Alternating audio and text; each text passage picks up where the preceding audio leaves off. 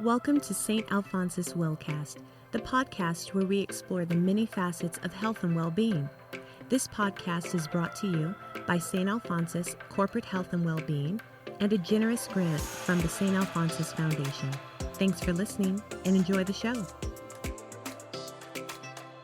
Hello and welcome back to the Saint Alphonsus Wellcast. My name is Candi Zappia, Wellness Coordinator for the Saint Alphonsus Corporate Health and Wellbeing Department. And today I am joined with my colleague, Carrie Miller. Carrie is a registered nurse in our department, and today we decided to talk about digital use disorder. Correct. And if this term is new to you, probably the concept of it isn't. We were just talking a little bit before we started recording about how, of course, all this technology that we have access to is fantastic, right? Yeah. We can socialize, we can learn, but sometimes we can utilize that technology a little too much. Yes. A little too much.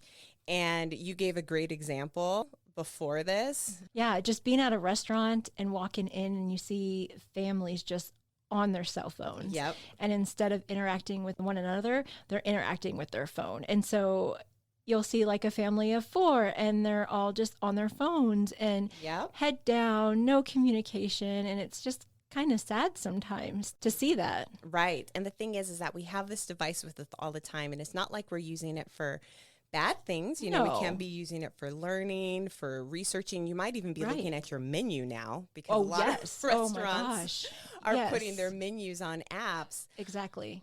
But we're going to talk a little bit about when utilizing social media or our technology and devices can move into an area that might not be the best for us. Right. So can you go ahead and explain what digital use disorder is and how it might differ from healthy technology usage? Right. And like we said, technology is very helpful. It can be very helpful. A lot of places will use VR or virtual reality for the treatment of post-traumatic stress disorder, also known as PTSD. If we want to watch a video on how to do something, we now have that at our fingertips. To find online group support, we have that. So it can be very useful. But when it becomes a problem is when it starts impacting our well-being. Psychiatric.org states that the symptoms of internet use disorder vary, but oftentimes include an inability to control online engagement, neglect of personal and professional responsibilities, withdrawal symptoms when not online, and continued use despite negative consequences. Individuals with pre-existing mental health issues such as depression or anxiety may be more susceptible to developing internet use disorder as a coping mechanism. And while not all of us exhibit all these symptoms, it's good to reflect and start asking ourselves some questions about our own usage. So some of the things I tell you to ask yourself is, do I spend a great deal of time thinking about going online or checking my device? How is this affecting your daily tasks? So instead of going home and mowing your lawn, are you watching a video that you really don't need to be watching? Right. Is it making you avoid things that you have to do? Like, we know we have to go to work. We have to do our daily chores. And is it interfering with that? So if you're answering yes, it's probably causing more harm than what it should be. Right. Yeah. I feel called out on a couple of those things because I totally agree. Yeah, there's sometimes that avoidance, and instead of getting up and making dinner, or I need to go pull weeds, it's like, well, let me just sit here and just kind of like scroll, and then time passes. Oh, quickly. You don't even notice how long you've been, scrolling. So definitely feels called out on a couple things. But I'm as guilty as you are. I think everybody is guilty of doing this in some way or shape, form, but it's becoming more aware of it and what you can do to kind of change some of those behaviors. Right. So let's look at the psychological effects of this excessive digital device usage and how that can impact our overall well-being. Yeah, believe it or not, overusing technology can lead to isolation or depression. You wouldn't think that because you would think that you're being connected with others, but in reality, it can lead to isolation and depression.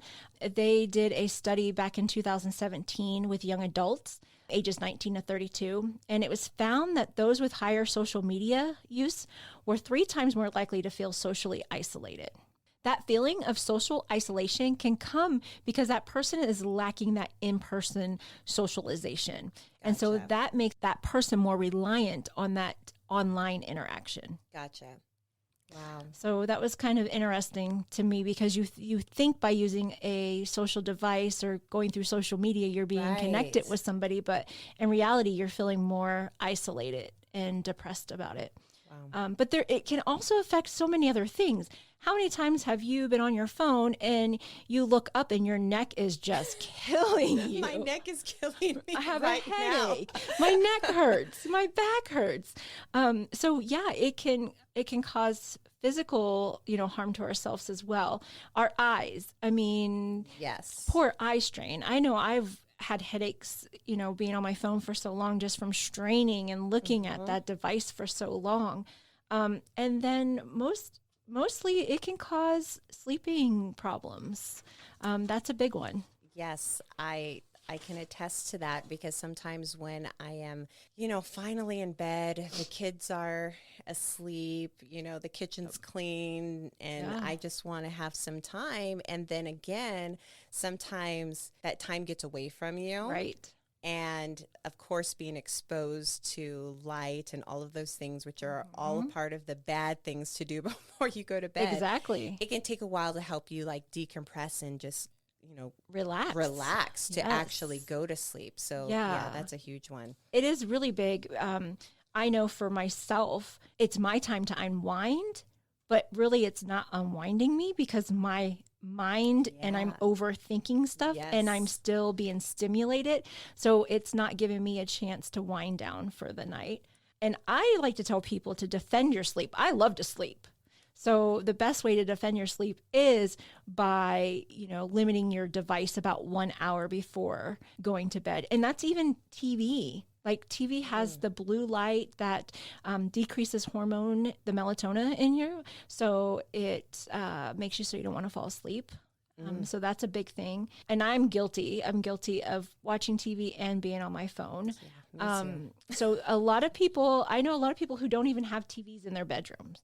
I don't think my husband would like that, but there's some people that don't even have TVs in their bedrooms. And that's what I would recommend if you can get away with not having that television in there to keep you stimulated. That's definitely a trick. And it's okay to silent your phone. It's okay to put do not disturb. Yeah, do not it's disturb, okay to put that on your phone. Again, you're defending your sleep. So whatever you have to do to get your sleep, you're definitely wanting to enforce that. I also tell people, tell your friends, after 10 o'clock, do not bug me. I am not answering. Do not bing my phone.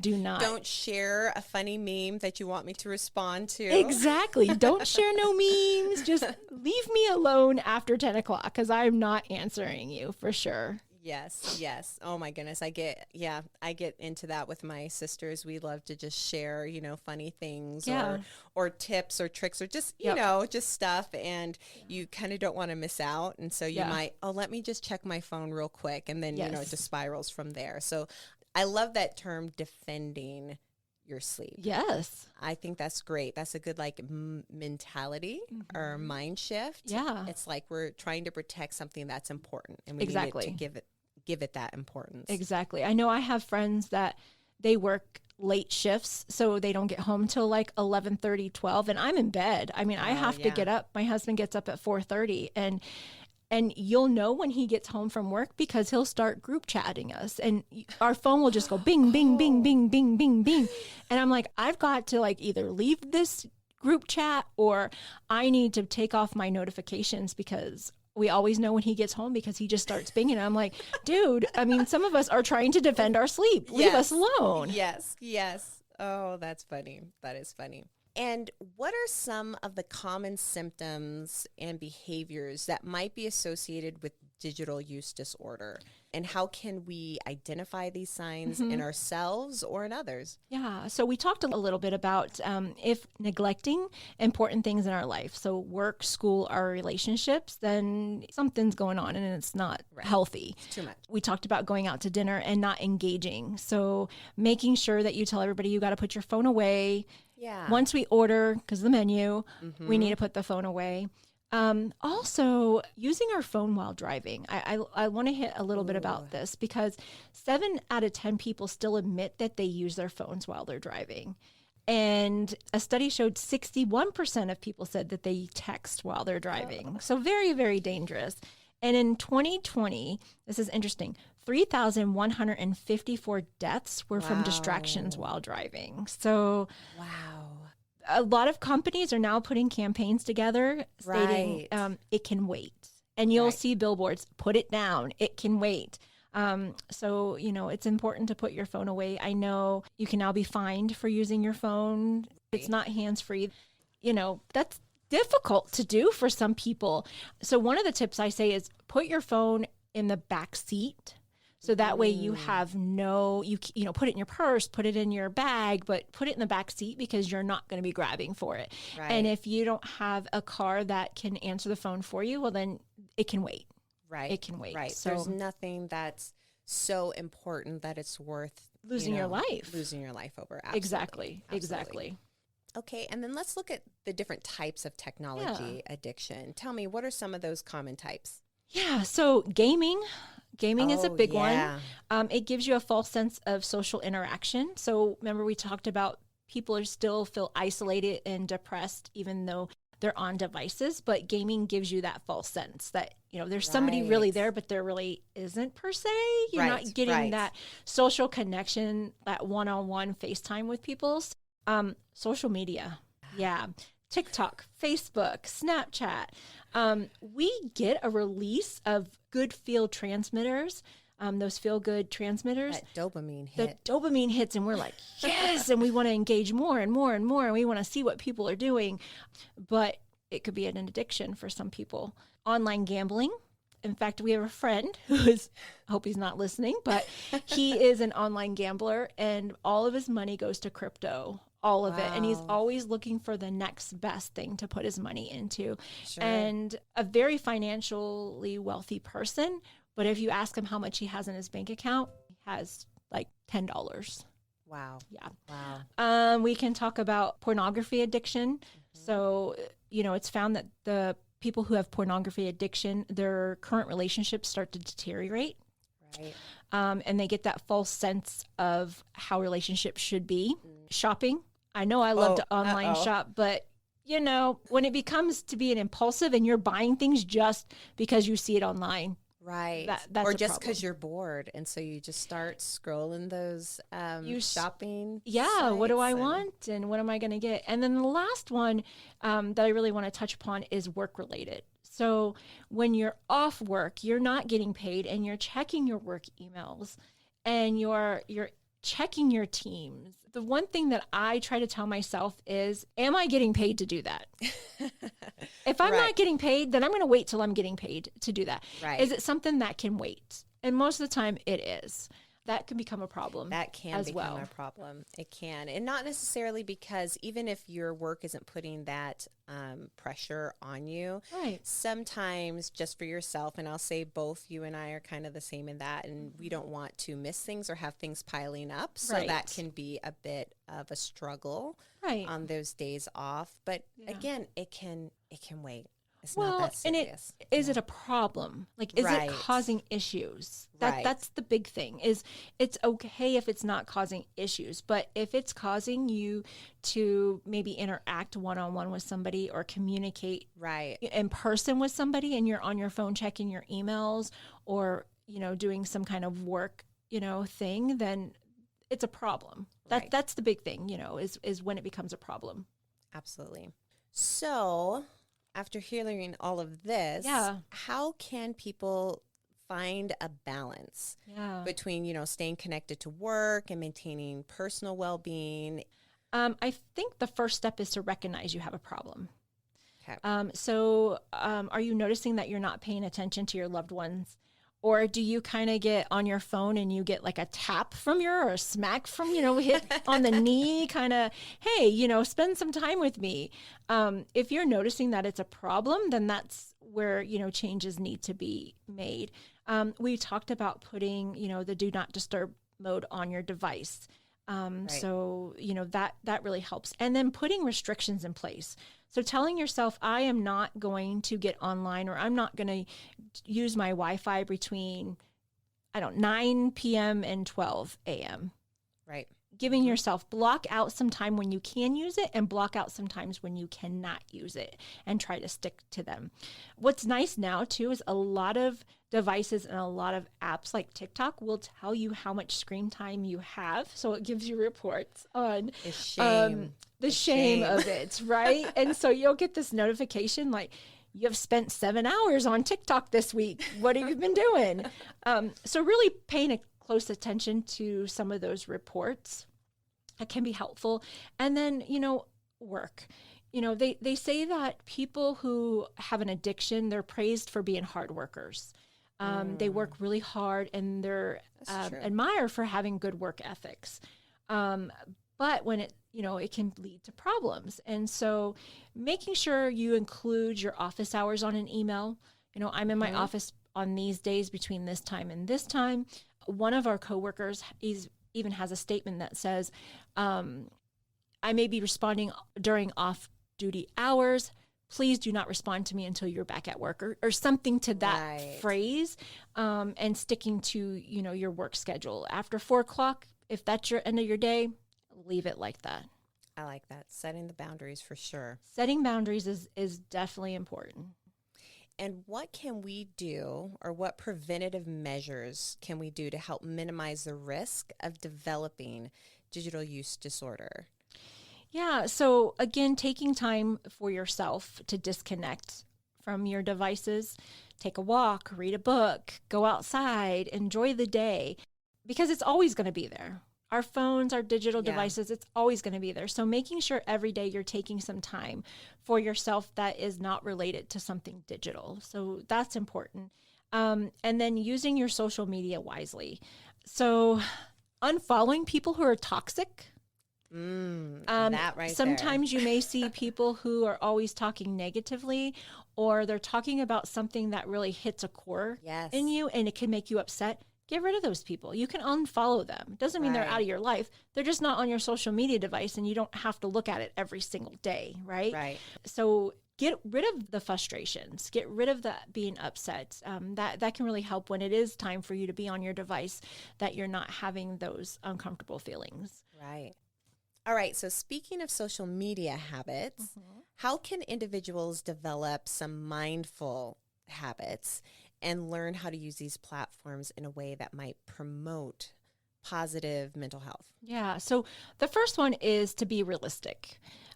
Make some realistic goals. Are you really going to go all day without using some kind of social media platform? If you say no, then it's more about a balance. Like, how long is okay? How is an hour a good amount of time? Is 2 hours a good amount of time? What can you fit into your life that's not going to interfere with other things that you've got going on? So really balancing those out. Also picking healthy online support communities. Like we talked about before. So think about before you post something. Is it going to be kind, or is it necessary? We see a lot of trolls that will just put some nasty things on social media just to get a reaction out of people. And that's not healthy if you're always constantly seeing something negative. So, remove yourself from those groups, and, think before you comment. Is one of the big things. That's very important for your mental health right there. Yeah. And I like what you said earlier about just even unfollowing someone that might, an account or an individual that is making those feelings come up that, is really distressing you. That's not good to be having a constant diet of that kind of thing. And what's nice, it's not going to send them a notification. Oh, Carrie unfollowed you. Oh no, now you got to get back to her. It doesn't send out that. When people have several followers, you don't notice who's gone missing. unless you Right. really, really want to know. But it's okay. It's okay. And you can be honest. Hey, the things that you bring to TikTok, Facebook, the community is really negative and it's affecting me negatively. So I had to remove myself. And that's okay, because you've got to think about your own mental well-being. Right. Yeah. 100%. I also tell people to live in the moment. How many times have you gone to a concert? Have you gone to see your kids play basketball Yeah. or, something like that? And people are on their phones, not just for themselves, but they're recording or they're taking pictures and not really enjoying the moment. So one of my advice is 2 pictures, 1 video, 2 pictures, you're done, put it away. I like that. I mean, it's okay to capture those moments, but it's not okay for you to be on the phone the entire time, catching every Right. single moment, because you're missing out on that time right then. You and are, there. and just living in it authentically. Yes, and it's okay, and that's okay. You want pictures to remember, but Sure. you don't need 100 pictures. You don't need, the whole sunset going down video. Take a couple pictures, post a little bit of a video, and you're good. Yeah, So and just enjoy it. yeah, so enjoy those events. And then lastly, follow people and communities that bring you joy. So making sure that it's bringing you joy before you continue to follow them. So a lot of times looking at that negativity is really going to have a negative impact on yourself. You want people and you want things to bring positivity to your environment and positivity to your surroundings. So it's okay to take a break from people if you need to off social media. It's okay to unfollow those people. And that's probably my biggest advice, I would say, is to remove yourself from that Absolutely. situation. And it's so much easier to remove yourself from a situation on social media than it is like if you happen to work with somebody that's Exactly. toxic. I mean, it's as easy as just putting the phone away and then you don't hear it anymore. Right. And if you have somebody that, if you're in a confrontation with somebody face to face, usually you're going to walk away from that. You're not going to sit there and you're not going to let someone, badger you or say negative things to you. You can walk away.